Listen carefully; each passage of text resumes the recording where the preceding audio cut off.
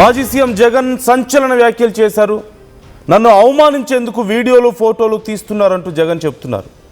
శాడిస్టుల్లా ప్రవర్తిస్తున్నారు ఈ ప్రభుత్వంలో ఉన్న అధికారులు అంటూ చెప్తున్నారు. గ్రిల్ బయట నన్ను నిలబెట్టి ఫోటోలు తీస్తున్నారు. మా హయాంలో పీపుల్ ఫ్రెండ్లీ పోలీస్ వ్యవస్థ తీసుకొచ్చాం, ఎల్లకాలం మీ ప్రభుత్వం ఉండదు అంటూ జగన్ వార్నింగ్ ఇస్తున్నారు. మీరు ఏ పద్ధతిలో ప్రవర్తిస్తున్నారో అదే పద్ధతిలో సమాధానం చెబుతాం అంటున్నారు. తప్పుడు వ్యవస్థను నిర్మిస్తున్నారు అంటూ కూడా చెప్తున్నారు. మనందరికీ తెలిసిందే, వైసీపీ నాయకుడు వీరూపాక్షిని ఆయన కలవడానికి వెళ్ళారు. కర్నూలులో జైలు వద్దకు వెళ్ళి ఆ పార్టీకి చెందినటువంటి ఆలూరు ఎమ్మెల్యే వీరూపాక్షిని ఆయన పరామర్శించారు. ఈ నేపథ్యంలో జైలు పరిసరాల్లో కొంత ఉద్రిక్త పరిస్థితులు మనం చూస్తున్నాం. మరోవైపు భారీ ఎత్తున వైసీపీ కార్యకర్తలు అక్కడికి తరలి వచ్చారు. ఈ నేపథ్యంలో ఒక 38 కిలోమీటర్స్ ట్రావెల్ చేయడానికి ఇట్ టుక్ 5 hours. ఒక్కసారి మనం ఆ విజువల్స్లో చూస్తే అర్థమవుతుంది ఏ స్థాయిలో అక్కడికి జనం తరలి వచ్చారు అనేది మనకి అర్థమవుతుంది.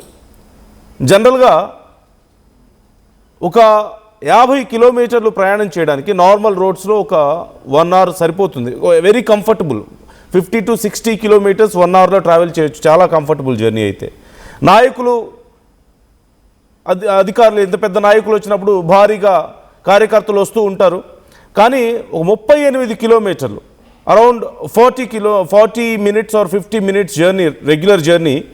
కానీ ఆ డిస్టెన్స్ని కవర్ చేయడానికి జగన్కి 5 గంటల సమయం పట్టిందంటే ఏ స్థాయిలో కార్యకర్తలు వచ్చారు అక్కడికి అనేది మనం అర్థం చేసుకోవచ్చు. మరోవైపు జైలు దగ్గరికి వెళ్ళిన తర్వాత వాళ్ళ ఎమ్మెల్యే ఆలూరు ఎమ్మెల్యే వీరూపాక్షిని ఆయన పరామర్శించడానికి జైలు దగ్గరికి వెళ్ళిన తర్వాత గ్రిల్ బయటే ఉన్నప్పుడు కావాలనే అక్కడ సిబ్బంది ఆయన్ని ఫోటోలు వీడియోలు తీశారని, తనని అవమానించడానికి ప్రయత్నిస్తున్నారని, ఇది మంచి పరిణామం కాదు, మీరు చాలా తప్పుడు సంస్కృతిని డెవలప్ చేస్తున్నారు, రేపు పరిస్థితులు వేరేగా ఉంటాయంటూ హెచ్చరిస్తున్నారు. ఒకసారి జగన్ ఏమన్నారో చూద్దాం.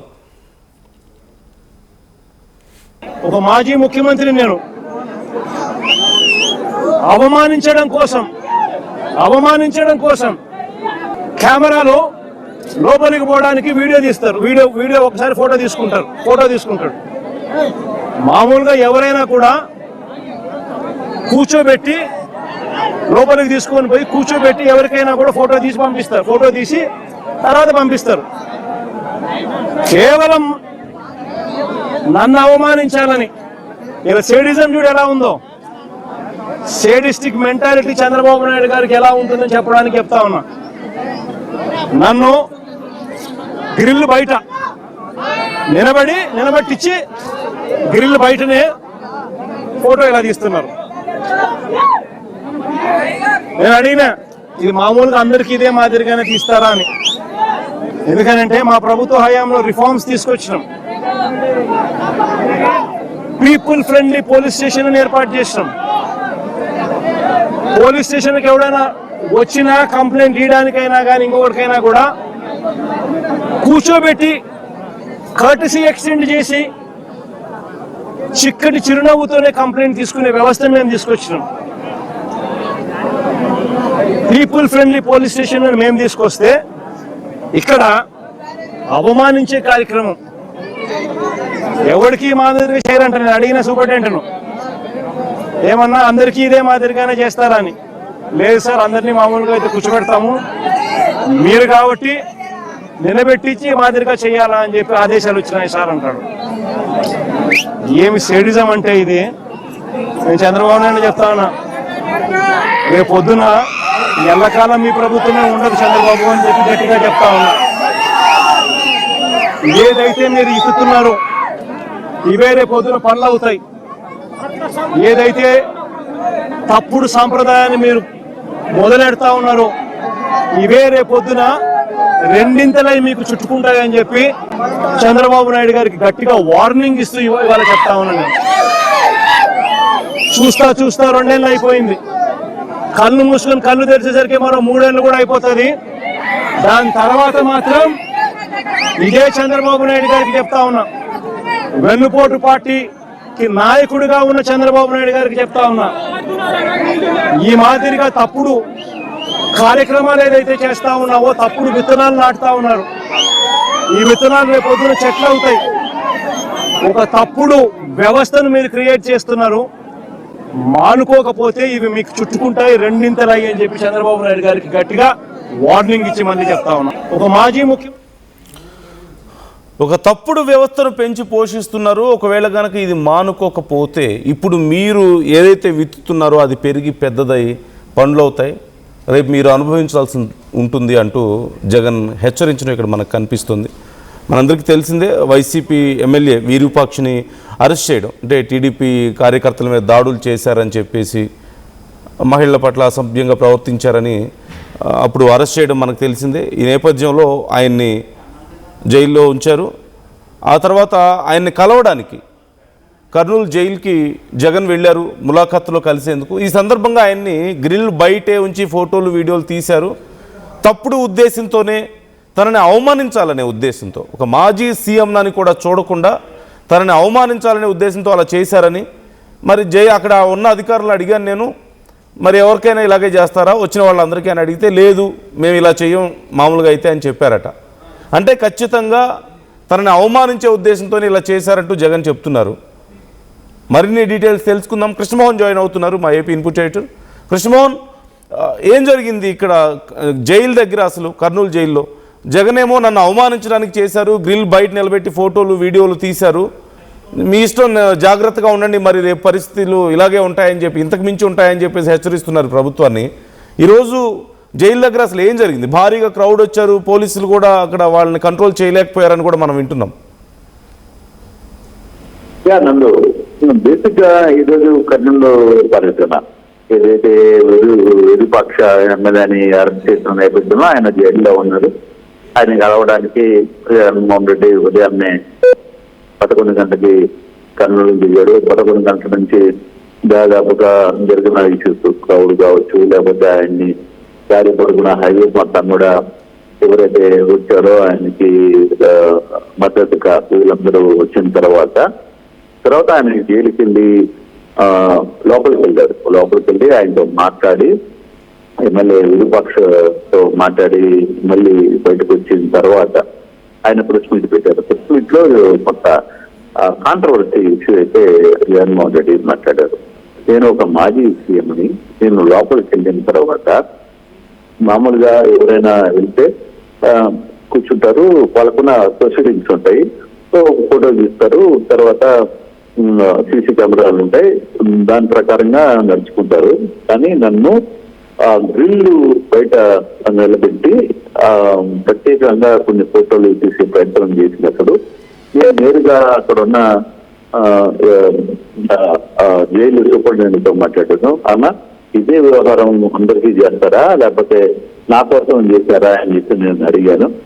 అయితే లేదను, ఎవరైనా వస్తే చేస్తాం, కానీ మాకు పైనుంచి ఒత్తిడి ఉంది కాబట్టి మేము చేయాల్సి వచ్చింది అని చెప్పి ఆయనే చెప్పాడు. అని జగన్మోహన్ రెడ్డి స్వయంగా మీడియాతో మాట్లాడడానికి వస్తే నన్ను అవమానించడానికో లేకపోతే ఇంకోటి దానికో, నన్ను అవమానించడానికే ఈ వ్యవహారం చేశారు అని ఆ విషయంలోనే జగన్మోహన్ రెడ్డి క్లియర్ చేస్తున్నారు. ఇది ఎల్లకాలం ఒకే రోజు జరగదు, తర్వాత పరిస్థితులు మారిన తర్వాత ఏం జరుగుతుందో కూడా వాళ్ళకి కూడా నేను చెప్పాను.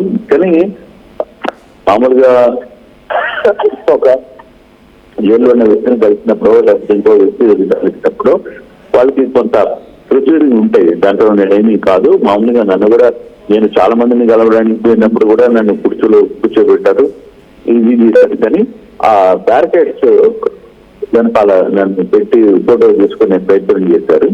ఇది కొంత నాకు చాలా అవమానంగా ఫీల్ అయ్యాను అనేది జగన్మోహన్ రెడ్డి చాలా క్లియర్గా చెప్తున్నారు. ఇదే వ్యవహారం ప్రతిరోజు జరుగుతుందని అనుకోవద్దు. అంటే ఫర్దర్ గా చాలా ఇష్యూస్ ఉంటాయి, దీనికి ఎవరు బాధ్యత వహిస్తారా ఏంటి అనేది కూడా మీరు ఆలోచించుకోవాలి అనేది. జగన్మోహన్ రెడ్డి ఎందుకో నన్ను అవమానించడానికి ప్రక్రియ చేశారు, నన్ను ఆ బ్యారికేడ్స్ వెనకాల నిలబెట్టి ఒక ఫోటో తీసుకునే ప్రయత్నం చేశారు అన్నప్పుడు ఆయన వెంటనే అక్కడున్న సూపరింటెండెంట్ తో కూడా నేను మాట్లాడే ప్రయత్నం చేశాను. ఏమా ఇదే వ్యవహారాన్ని మీరు అందరికీ ఇచ్చే చేస్తారా లేకపోతే లేదండి, నాకు పైన నుంచి ఉన్న ఇష్యూస్ కాబట్టి నేను ఏం చేయలేను అని చెప్పారు. ఇంత అవమానకరమైన అంశాన్ని నేను ఎందుకు చేయాలి? నేను నా ప్రభుత్వంలో ఫ్రెండ్లీ పోలీసింగ్ చేశాను, చాలా వ్యవహారాలని తెప్పించే ప్రయత్నం చేశాను. కానీ అక్కడ ఇప్పుడు జరుగుతున్న వ్యవహారంలో కొంత తేడా జరిగింది. కానీ ఎలాగాలం ఇది జరగదు, బట్ తర్వాత జరిగే ఇబ్బందులకి మీరు కూడా అంటే ఆయన క్లియర్ వార్నింగ్ ఇచ్చారు. తర్వాత అంటే తాను అధికారంలోకి వచ్చిన తర్వాత ఏం జరగబోతుంది అనేది కూడా చెప్పే ప్రయత్నం చాలా క్లియర్ గా ఇచ్చాడు. నందు చాలా క్లియర్ గా ఏం చెప్తున్నాడు అంటే, నేను వచ్చిన తర్వాత ఏం జరుగుతుందో కూడా మీరు అర్థం చేసుకోవాలి, అంతేగాని మీరు ప్రతిసారి ఎవరినో అవమానించడానికి ఇంకోటి ధ్యానించారు. కానీ ఇప్పుడు ఇది కొంత కాంట్రవర్సీ అయ్యే పరిస్థితి అయితే సరిపడుతుంది నందు. అన్ని ఈరోజు జైలు దగ్గరికి వెళ్తున్నప్పుడు భారీగా కార్యకర్తలు రావడం, ఒక 38 కిలోమీటర్స్ ట్రావెల్ చేయడానికి ఆల్మోస్ట్ 5 hours కంటే ఎక్కువ పట్టిందని కూడా కొన్ని వార్తలు వస్తున్నాయి. సో డెఫినెట్ గా కొంత ఆయన 11 గంటలకి దిగిన తర్వాత దాదాపుగా 3:30కి రిపాక్షన్ వెళ్ళడానికి జైలుకి వెళ్ళిన పరిస్థితి. తర్వాత ఆయన బయటకు వచ్చిన తర్వాత అక్కడ లోపల జరిగిన పరిస్థితి ఎవరికి తెలియదు. ఎందుకంటే ఒక నిందితుడు జైల్లో ఉన్నప్పుడు కలవడానికి ఒక వ్యక్తి వెళ్ళినప్పుడు వాళ్ళిద్దరి మధ్య జరిగే అక్కడ కానీ ఆయన బయటకు వచ్చిన తర్వాత చాలా క్లియర్ గా చెప్పే ప్రయత్నం అయితే చేశారు. మరి చూడాలి, దీన్ని ప్రభుత్వం సీరియస్ గా తీసుకుంటుందా, లేకపోతే అక్కడ ఉన్న అధికారులు కొంత ఓవర్ యాక్షన్ చేశారా, లేదు వాంటెడ్ గా చేశారా అనే అంశాన్ని కూడా ఆయన డైరెక్ట్ గా ఓపెన్ గా చెప్పే ప్రయత్నం చేశారు. ఒక మాజీ సీఎం గా నేనే వెళ్ళిన తర్వాత కూడా నన్ను వాంటెడ్ గా ఆ గిల్డ్ వెనకాల పెట్టి ఫోటో తీసి ఇంకా చేయాల్సిన అవసరం ఉంది, ప్రతి ఒక్కరిని ఎట్టా చూస్తారా అని కూడా నేను అడిగాను. నేను బైలాస్ లో ఎట్టున్నాయి, మీ బైలాస్ లో ఎట్టున్నాయని కూడా చూడమని కూడా అంటే అక్కడున్న సూపరింటెండెంట్ కాదు సార్, ఇది మాకున్న ఒత్తిడి ఉంది అనేది అంటే ఇంటర్నల్ గా ఏం జరిగిందో మనకి తెలియదు. కానీ జగన్మోహన్ రెడ్డి బయటకు వచ్చి ఇంత ఈ వ్యవహారాన్ని చెప్పారు అనుకుంటే ఒక మధ్య సీఎంగా కొంత అదేదో ఒకటి కొంత డిస్టర్బ్ అయితే జగన్మోహన్ రెడ్డి అయ్యాడు అనేది చాలా క్లియర్ గా మనకి అర్థమవుతుంది. చూడాలి దీని వ్యవహారం మీద ఎంత దూరం వెళ్తుంది, తర్వాత వైసీపీ దీని మీద బయటకు వెళ్తారా, లేదా ప్రభుత్వం ఏం చెప్తుంది, బైలాస్ లో ఏముంది, లేకపోతే వాళ్ళకున్న రూల్స్ ఏమున్నాయి, ఇవన్నీ ఏమి చెప్తారా అనేది మనం చూడాల్సిన అవసరం అయితే చాలా స్పష్టంగా కనపడుతుంది. Right, thank you Krishnamohan, thanks for the details. ఈరోజు జరిగినటువంటి ఇన్సిడెంట్కి సంబంధించి జగన్ చాలా సీరియస్గా రెస్పాండ్ అయ్యారు. ఖచ్చితంగా కర్నూలు జైలు దగ్గర జరిగిన అవమానాన్ని నేను మర్చిపోను అంటూ, ఇప్పుడు మీరు ఏదైతే విత్తనం నాటుతున్నారో రేపు అదే పెరిగి పెద్దదవుతుంది, పండవుతుంది, సో కేర్ఫుల్గా ఉండండి అంటూ హెచ్చరిస్తున్నటువంటి తీరు కనపడుతోంది. మరోవైపు జగన్ ఎక్కడికి వెళ్ళినా వస్తున్నటువంటి ఆదరణ లేదా ప్రజల నుంచి వస్తున్నటువంటి రెస్పాన్స్ కానీ చాలా పెద్ద బజ్ని క్రియేట్ చేస్తుంది ఓవైపు. మరోవైపు తమ నాయకుల మీద అక్రమ కేసులు పెడుతున్నారని, ఖచ్చితంగా రేపు అధికారుల సంగతి కూడా చూస్తాను మేము అధికారంలోకి వచ్చిన తర్వాత అని ఇంకోవైపు అధికారులకి వార్న్ చేస్తూనే ఇప్పుడు నాయకులను కూడా వార్న్ చేస్తున్నటువంటి తీరు మనకు కనపడుతుంది. సో తనని అవమానించారు, గ్రిల్ బయట నిలబెట్టి ఫోటోలు వీడియోలు తీసి ఎప్పుడూ లేని ఒక సిస్టమ్ని ఇప్పుడు ఇంప్లిమెంట్ చేసి ఇంటెన్షనల్గా చేస్తున్నారు అనేది జగన్ చెప్తున్నారు. మీకేమనిపిస్తుంది మరి? ఆ వీడియోస్ అవి చూస్తున్నాం, ఇప్పటికే ఫొటోస్ అండ్ వీడియోస్ బయటకు వస్తున్నాయి. అండ్ అలా జగన్ పట్ల వ్యవహరించినటువంటి తీరు, ఒక మాజీ సీఎంకి ఇలాంటి ట్రీట్మెంట్ ఇచ్చేదని అడుగుతున్నారు. సో ఈ ఇన్సిడెంట్ మీద మీ ఒపీనియన్ ఎలా ఉంది? జగన్ నిజంగా అవమానించడానికి ఇలా చేశారా, అవమానించినట్లని మీకు అనిపిస్తుందా? మీ అభిప్రాయాలను కూడా కామెంట్ చేయండి, మాతో షేర్ చేసుకోండి. ఒక మాజీ ముఖ్యమంత్రి నేను అవమానించడం కోసం కెమెరాలో లోపలికి పోవడానికి వీడియో తీస్తారు, వీడియో ఒకసారి ఫోటో తీసుకుంటాడు. మామూలుగా ఎవరైనా కూడా కూర్చోబెట్టి లోపలికి తీసుకొని పోయి కూర్చోబెట్టి ఎవరికైనా కూడా ఫోటో తీసి పంపిస్తారు, ఫోటో తీసి తర్వాత పంపిస్తారు. కేవలం నన్ను అవమానించాలని, ఇలా సేడిజం చూడు ఎలా ఉందో, సేడిస్టిక్ మెంటాలిటీ చంద్రబాబు నాయుడు గారికి ఎలా ఉంటుందని చెప్పడానికి చెప్తా ఉన్నా. నన్ను గ్రిల్ బయట నిలబెట్టించి గ్రిల్ బయటనే ఫోటో ఇలా తీస్తున్నారు. నేను అడిగినా ఇది మామూలుగా అందరికీ ఇదే మాదిరిగానే తీస్తారా అని. ఎందుకనంటే మా ప్రభుత్వ హయాంలో రిఫార్మ్స్ తీసుకొచ్చినాం.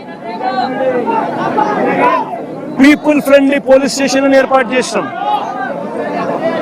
పోలీస్ స్టేషన్కి ఎవడైనా వచ్చినా కంప్లైంట్ ఇవ్వడానికైనా కానీ ఇంకొకటికైనా కూడా కూర్చోబెట్టి కర్టసీ ఎక్స్టెండ్ చేసి చిక్కటి చిరునవ్వుతోనే కంప్లైంట్ తీసుకునే వ్యవస్థను మేము తీసుకొచ్చినాం. పీపుల్ ఫ్రెండ్లీ పోలీస్ స్టేషన్ మేము తీసుకొస్తే ఇక్కడ అవమానించే కార్యక్రమం ఎవరికి మాదిరిగా చేయరంట. నేను అడిగిన సూపరింటెండెంట్ను ఏమన్నా అందరికీ ఇదే మాదిరిగానే చేస్తారా అని. లేదు సార్, అందరినీ మామూలుగా అయితే కూర్చోబెడతాము, మీరు కాబట్టి నిలబెట్టించి మాదిరిగా చేయాలా అని చెప్పి ఆదేశాలు వచ్చినాయి సార్ అంటాడు. ఏమి సేడిజం అంటే ఇది? నేను చంద్రబాబు నాయుడు చెప్తా ఉన్నా, రేపు పొద్దున ఎల్లకాలం మీ ప్రభుత్వమే ఉండదు చంద్రబాబు అని చెప్పి గట్టిగా చెప్తా ఉన్నా. ఏదైతే మీరు ఇస్తున్నారో ఇవే రేపు పొద్దున పనులు అవుతాయి. ఏదైతే తప్పుడు సాంప్రదాయాన్ని మీరు మొదలెడతా ఉన్నారో ఇవే రేపు పొద్దున రెండింతలై మీకు చుట్టుకుంటాయని చెప్పి చంద్రబాబు నాయుడు గారికి గట్టిగా వార్నింగ్ ఇస్తూ ఇవాళ చెప్తా ఉన్నాను. చూస్తా 2 ఏళ్ళు అయిపోయింది. కళ్ళు మూసుకొని కళ్ళు తెరిచేసరికి మరో 3 ఏళ్ళు కూడా అయిపోతుంది. దాని తర్వాత మాత్రం ఇదే చంద్రబాబు నాయుడు గారికి చెప్తా ఉన్నా, వెన్నుపోటు పార్టీకి నాయకుడిగా ఉన్న చంద్రబాబు నాయుడు గారికి చెప్తా ఉన్నా, ఈ మాదిరిగా తప్పుడు కార్యక్రమాలు ఏదైతే చేస్తా ఉన్నావో, తప్పుడు విత్తనాలు నాటుతా ఉన్నారు. ఈ విత్తనాలు రేపు పొద్దున చెట్లు అవుతాయి. ఒక తప్పుడు వ్యవస్థను మీరు క్రియేట్ చేస్తున్నారు.